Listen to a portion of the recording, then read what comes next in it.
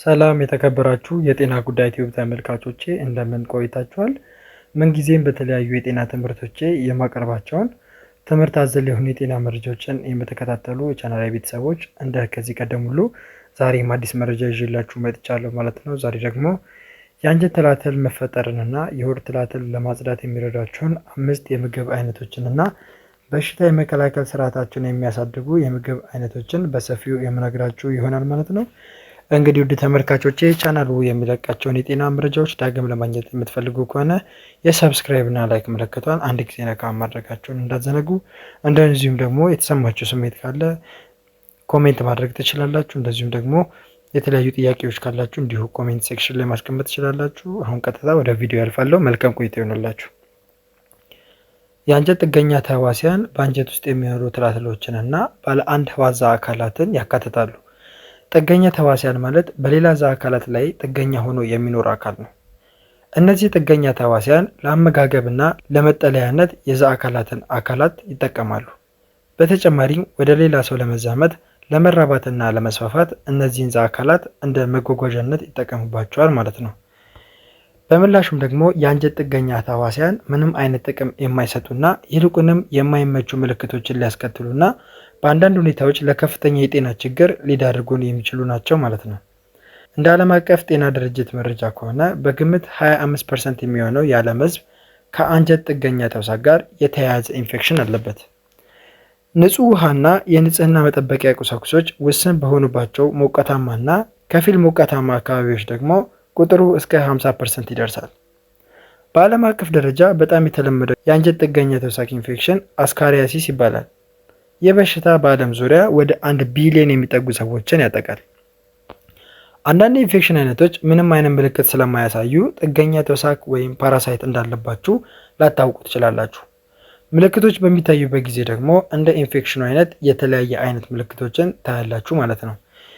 የአንጀት ጥገኛ ተውሳኮች ምልክቶች የሚከተሉትን ያካትታሉ። ለምሳሌ እንደ ተቅማጥ፣ የሆድ ህመም፣ የሆድ ጋዝና በጋዝ ምክንያት የሚመጣ ህመም፣ የሆድ መነፋት፣ ማቅለሽለሽና ማስመለስ እንዲሁም የፊንጢጣ ማሳከክ ከዋና ዋናዎች ውስጥ የሚጠቀሱ ናቸው። ብዙውን ጊዜ በሰገራ ውስጥ የሚታዩት እንቁላሎች እንጂ የአንጀት ትላትሎች አይደሉም። እነሱም በጣም ጥቃቅን በመሆናቸው ለማየት ማይክሮስኮፕ ያስፈልጋል። አብዛኞቹ ሰዎች ከወስፋት ትል ጋር ያመሳሰሉታል። ነገር ግን የወስፋት ትል ከዚህ የተለየ ነው። አልፎ አልፎ የትሉ ምልክቶች ከእንቁላሎቹ ጋር አብረው ተቆርጠው በሰገራ ውስጥ ይወጣሉ። በመጸዳጃ ቤት ውስጥ የሚታየው ነገር በሰገራ ላይ የተጣበቁ ትናንሽ የነጭ ሩዝ ፍሬዎችን የሚመስሉ ትንንሽ ነገሮች ናቸው። የአንጀት ጥገኛ ተውሳኮች ወይም የሆድ ትላትሎች በተለያዩ የዕለት ተዕለት እንቅስቃሴዎች ወደ ሰውነታችን ሊገቡ ይችላሉ። ዋና ዋናዎቹ የመተላለፊያ መንገዶች ደግሞ የሚከተሉት ናቸው። ለምሳሌ የተበከለ ውሃ መጠጣት። የህዝብ ወይም የግል የመጠጥ ውሃ ምንጮች፣ የመዋኛ ገንዳዎች፣ ወንዞችና ሐይቆች በተውሳኮች የተበከሉ ከሆኑ ለበሽታው ሊያጋልጧቸው ይችላሉ። እንዲሁም የተበከለ ምግቦችን መመገብ፣ በተበከለ ውሃ የታጠቡ ወይም በተበከለ አፈር ላይ የበቀሉ አትክልትና ፍሬዎችን መመገብ፣ ጥገኛ ተውሳኩ ያለበትን ጥሬ ወይም በደንብ ያልበሰለ ምግቦችን መመገብ፣ የንጽህና ጉድለት ማለትም የአንዳንድ ጥገኛ ተውሳኮች እንቁላሎች በተለያዩ ነገሮች ላይ ለረጅም ጊዜ የመቆየት አቅም አላቸው። ተውሳኩ ያረፈባቸው እንደ የአልጋ ልብስ፣ የቤት እንስሳት ፀጉር ወይም የሰውን ቆዳ ከነካችሁ በኋላ እጃችሁን ሳትታጠቡ አፋቸውን የምትነኩ ከሆነ በቀላሉ ልትያዙ ትችላላችሁ ማለት ነው። እንዲሁም ደግሞ በባዶ እግር መራመድም አንድ ምክንያት ነው። የአንዳንድ የአንጀት ትሎች እጭ በአፈር ውስጥ ይኖራሉ።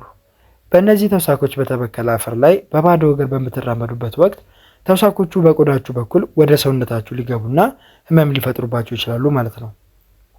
በጥገኛ ተውሳክ ወይም ፓራሳይት የመያዝ እድልን የሚጨምሩ ሁኔታዎች ናቸው ከሚባሉት ውስጥ ደግሞ ለምሳሌ በጥገኛ ተውሳክ የመያዝ ወይም በሽታውን ለሌሎች የማሰራጨት ሁኔታ የሚወሰነው በምትኖሩበት አካባቢና በምታደርጓቸው የዕለት ተዕለት ድርጊቶች ላይ ነው።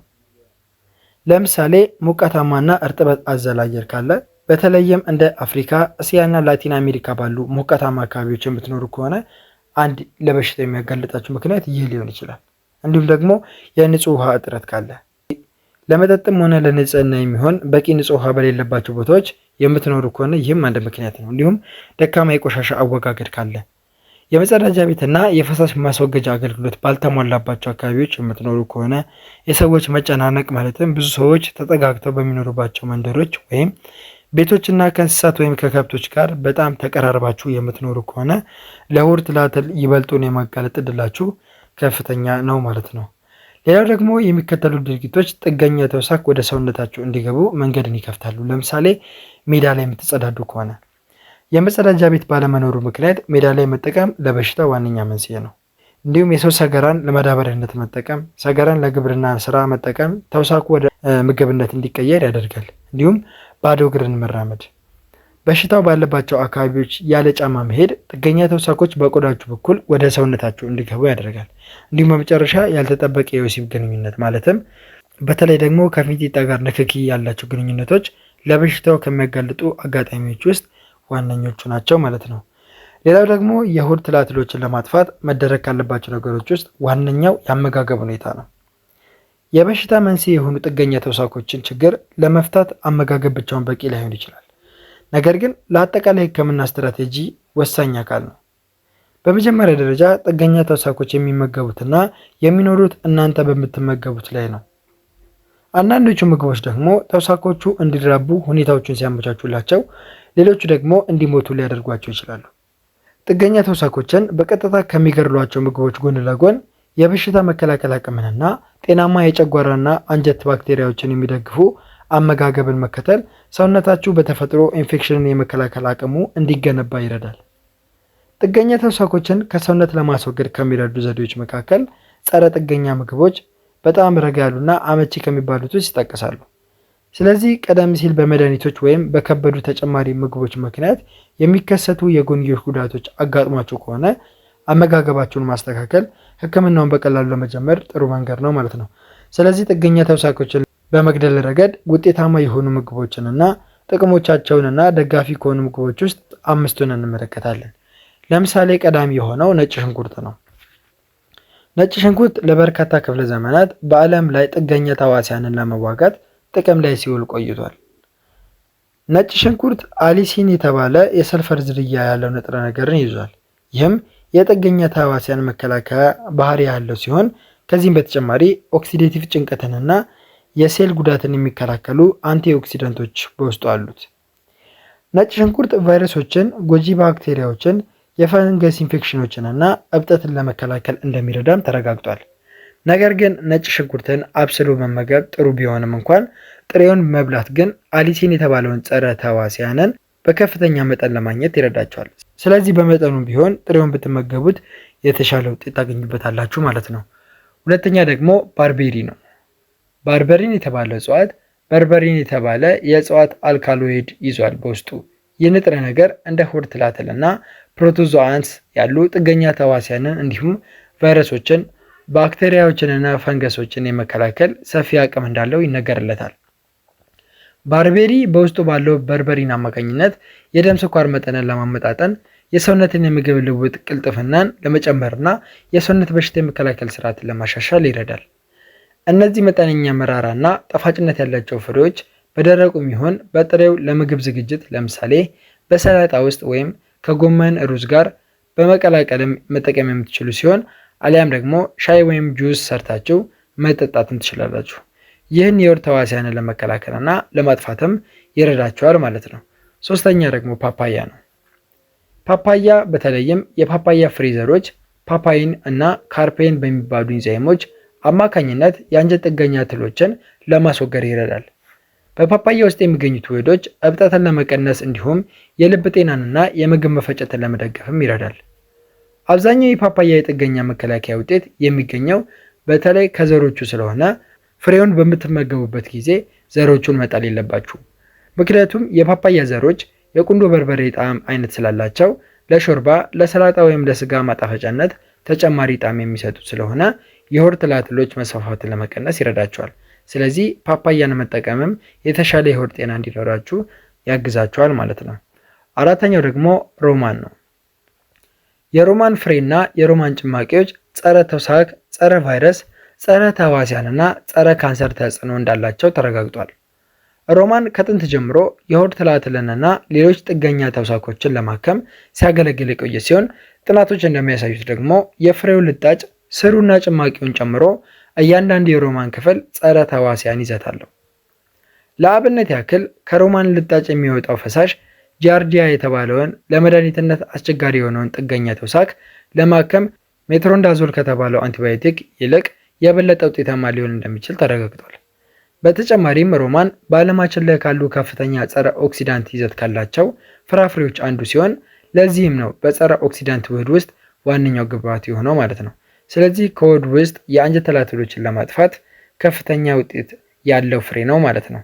አምስተኛና የመጨረሻው ደግሞ የዱባ ፍሬ ነው።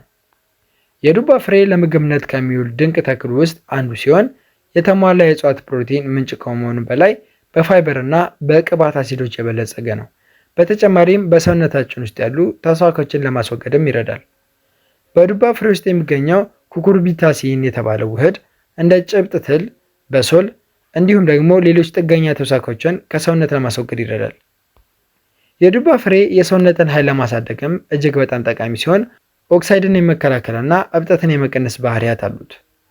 የዱባ ፍሬን እንደ መክሰስ ጥሬውን ወይም የተቆላውን መመገብ አሊያም በሰላጣ በስሙዝ ወይም በበሶች ውስጥ በመጨመር ልትጠቀሙ ትችላላችሁ። እንግዲህ እነዚህ 5 ምግቦችና ፍራፍሬዎች የአንጀት ትላትልን ከሆድ ውስጥ ለማጽዳትና የተለያዩ የሆድ ትላትልን ለመከላከል የሚረዱ ናቸው።